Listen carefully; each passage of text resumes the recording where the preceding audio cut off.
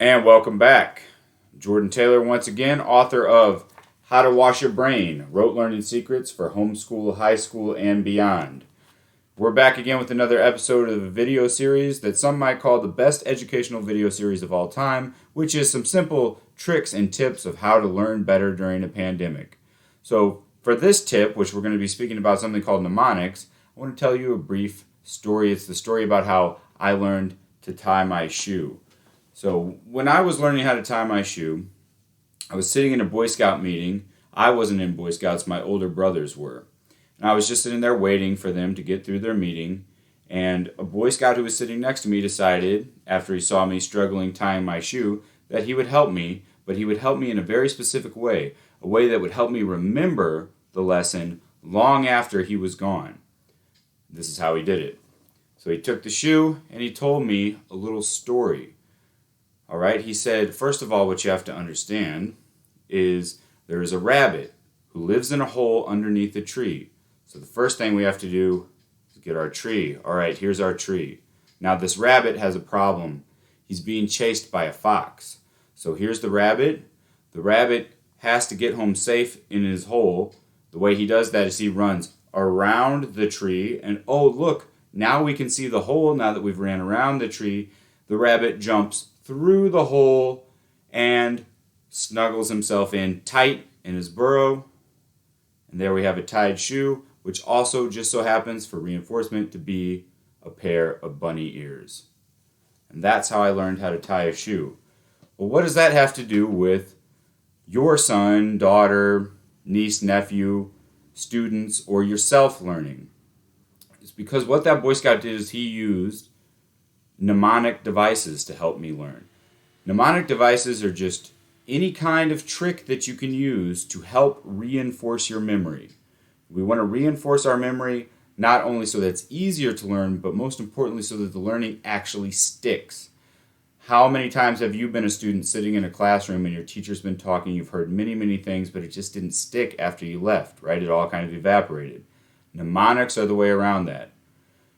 But you don't just want to use any kind of tricks. You have to first understand. So hold on. Let's take a break. You have to understand how the human brain actually works. It's wired up in a very specific way, and it's not convenient. We would all like to have brains like computers, but we don't have brains like computers. We have brains like flawed human beings.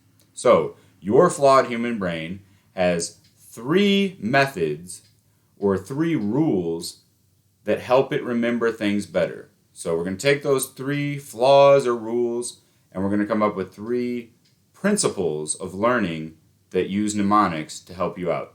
The first one is that when you want to remember something, you should make it visual. Visual. You can see. Look, I did something to make my eyes a little strange. Make it visual. Okay. I'll give you an example.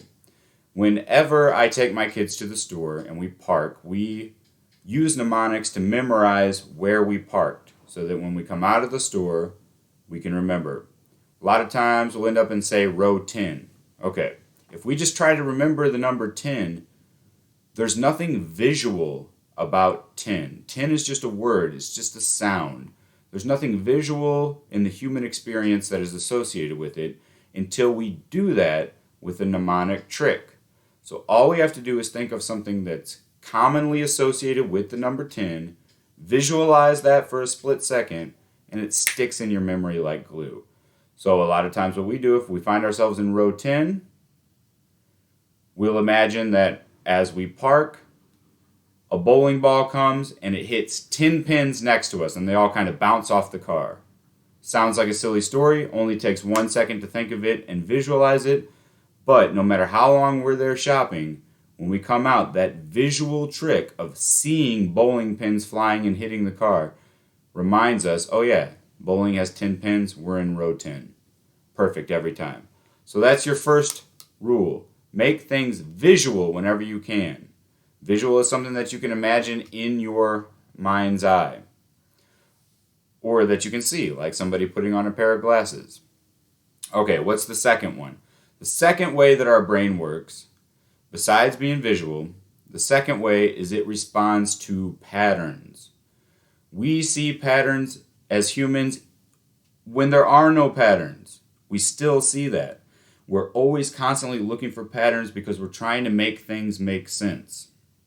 So, one of the ways that we remember things very easily is rhyme and alliteration. So, poetry is very easy to memorize because it rhymes, because it follows a pattern. It has a set number of syllables. All right, roses are red, violets are blue.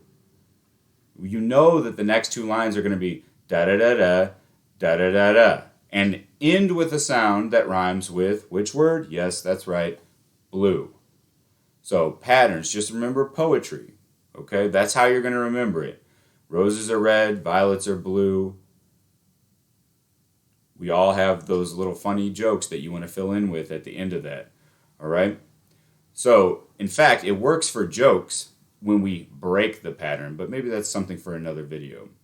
So, anytime you can create a pattern, whether it's a beat or it's a rhyme or it's maybe set to music or it's some kind of map that you could follow that has a set pattern, the possibilities are endless, but rhyme is a great mnemonic device. Anything that fits a pattern is a great mnemonic device. So that's the second thing. If you can make it fit a pattern, and that pattern is predictable, you will remember things better. I'll show you at the end an example of memorizing a poem. So, lastly, and this is very important also, and it goes back to the shoe, we remember things that happen in stories. So, for instance, just so you remember, this is a modern classic that many people know this story. The funny thing is, in the movie, they condense the story to a very memorable, set of statements that kind of encapsulates the whole plot of the movie. It's Dr. Malcolm's character who says, God creates dinosaurs, God destroys dinosaurs. God creates man, man destroys God, man creates dinosaurs. And that's basically the historical plot of where you find yourself in Jurassic Park. And it's very simple to remember because we are wired to have some sort of character, some sort of problem, a cause and effect, that narrative structure. For instance, with the shoe, there's a story. Where does our story take place? By a tree. Who are the characters? A bunny and a fox. What is the problem? The bunny's being chased by the fox. How does he resolve the problem? He jumps into the hole and burrows down tight. And there, your shoe is tied. So whenever you can use the aid of a story to help you remember something, that's a good mnemonic trick. So this was just a brief overview of what's possible with mnemonics. I don't have the time to teach you everything about them, but I'm going to post some recommendations for books down in the show notes. And you can click on those and check them out. They're some of my favorites to help you learn how mnemonics work. And this can even be taught to really, really young children. There's a great book about memorizing all of the presidents in order, frontwards and backwards, that my kids did it. Any kids can do it. Little kids, it's a real fun book. So that link will be down in the show note. But when I teach my 8th graders, coming in new to 8th grade, we always memorize a poem.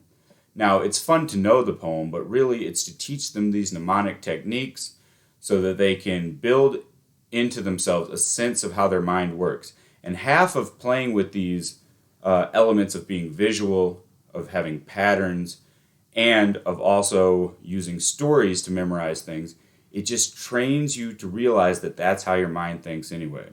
So this is the poem we decided to memorize this year. I will demonstrate it to you. It was memorized using mnemonic devices.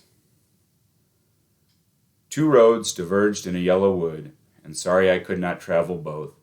And be one traveler, long I stood, and looked down one as far as I could, to where it bent in the undergrowth. Then took the other as just as fair, and having perhaps the better claim, because it was grassy and wanted wear, though as for that the passing there had warned them really about the same. And both that morning equally lay, in leaves no step had trodden black. Oh, I kept the first for another day, Yet knowing how way leads on to way, I doubted if I should ever come back. I shall be telling this with a sigh, somewhere ages and ages hence. Two roads diverged in a wood, and I took the one less traveled by, and that has made all the difference. Most people don't use mnemonics. It's the road less traveled by. I encourage you to follow these links, or at least just Google the term mnemonic. Go down that road. It will make all the difference.